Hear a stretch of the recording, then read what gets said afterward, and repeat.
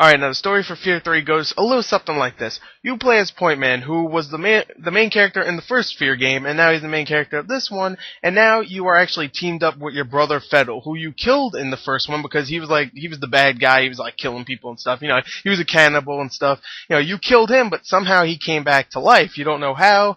Whatever, he's here to help you, and you and him are actually going to go and, say hello to your pregnant mom. And the thing is, your pregnant mom is Alma, who, if you know, is the little girl in the first and the second one that pretty much screw with you the whole game, destroyed shit, blew everybody up, and she's the reason why the world is about to end. All of these contractions because of her pregnancy is actually destroying the world, and now you have to go and stop her pretty much before she gives birth to whatever the hell she's going to give birth to. That's really the story you're going through. You're destroying shit, and you're getting blown up by a whole bunch of stuff. There you go. There's a story. It's not that great, but whatever. It has some interesting characters here and there, and it's still pretty frightening, the story-wise, and it's unique, so I like it. So whatever. I liked it. Anyway, there you go. There's a story for F.E.A.R 3. Let's go on to the sound. Alright, now the sound in the game, it is spooky. I'm just going to say right there. The sound design in this game is very, very spooky because it's just great. I mean, you'll hear stuff in the background, like people moaning or some people screaming or just little creaks and stuff, and it's just fantastic because it really gets you jumpy and stuff, and it gets you on the edge of your seat, and I really like that. The sound design in this game is great. The soundtrack also helps with that because whenever, there's a big key moment where something scary is about to happen, the music would just, get louder and louder, and then nothing. And then you turn around almost there, and there's no music to it. It just scares the crap out of you. It does. Most of it is jump scares, but I like jump scares when they're good. It's not like, a cat or something. And it definitely helps with the sound design. It's great. It's really spooky. Also, the voice acting is pretty good, but of course, Point Man, the main character, doesn't have a voice, but everybody else does a good job. So, you know what? I'll just say right there, I like the sound. Let's go on to the graphics. Alright, now the graphics in the game. Now, let's talk about the good in the graphics. The environments. The environments actually look really, really good. Some of the effects look really nice too, like some of the effects that F.E.A.R does, and maybe just some of the explosions here and there. They all look really nice, and some of the little horror effects too, like some of the supernatural stuff that you see, looks really nice. Some of the character models look really good. I wouldn't say some. I would actually say a lot of the character models look really good. And just overall, everything looks very nice, I would say.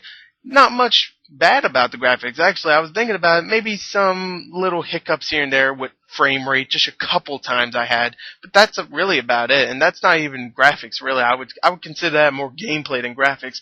Besides that, that's really it. I can't think of anything bad. Everything looks really good in the game, really. So let's just go on to the gameplay. Alright, now the gameplay for F.E.A.R 3.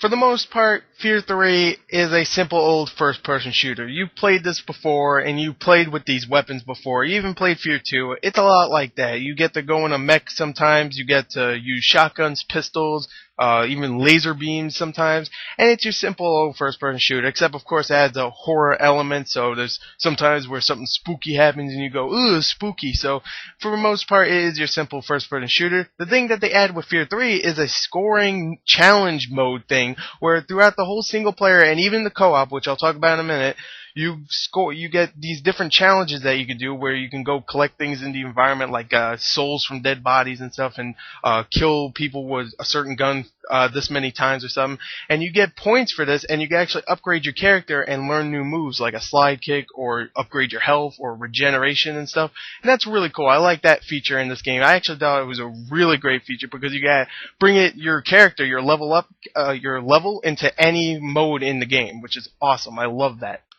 Now, like I said before, there is co-op in the game, which is actually a lot of fun. It really is. It brings the F.E.A.R experience to a whole new level because F.E.A.R 1 and 2, kind of the same game to me. F.E.A.R 3, different because of this and the scoring system, like I said before, with the challenges and stuff. The co-op is a lot of fun. One reason why is because of the characters. Of course, you have Point Man, who is pretty much just a run and gun kind of guy and hide behind cover. And you actually get to play as F.E.A.R, who is the psychic of the group, I would say. He can levitate people and possess them and stuff, and it's actually a lot of fun to play as him. And definitely when they're both together in a co-op game, it becomes really strategic and stuff, how you can do stuff, and I love that. I love strategy to my first-person shooters or any other game. I love it, except I don't like real-time strategy games, which is kind of weird. I don't know. Anyway, yeah, the co-op is really good. But besides co-op, you actually also have multiplayer in the game besides co-op. And the multiplayer, there's actually 4 multiplayer modes. The 4 multiplayer modes are fucking run. Yeah, there's a game mode called fucking run, which is exactly that. You just run away from this big wall of death that's following behind you, and you have to run to the safe room, and while you're running, you have to go in, of course, kill as many people as you can. Soul Survivor, which is pretty much you play as pretty much F.E.A.R, where you can go and run around and possess people, and you have to kill the other 3 human characters and try to possess them and make them specters, and you have a time limit to do that, and I love that mode. That was so much fun. Soul King, which is pretty much like that, except everybody's a specter, and the only way to kill other specters or other people in the game is to possess humans and shoot them and kill them, and whoever collects the most souls wins. Contractions, which is pretty much horde mode, and it's wave after wave, and it's fun. I like Contractions, and all 4 of these modes are actually really cool additions. They didn't even need to add multiplayer besides co-op, because right there you have a great experience. But because they added multiplayer, I think it is definitely worth a $60 purchase. Me, I got it for $9. Hell yeah. But definitely worth a $60 purchase. I think F.E.A.R 3 is a great game. Not as good as the first one, but better than the second one. I really like this game. There you go. There's my review. I think it's a great game. Thank you and goodbye.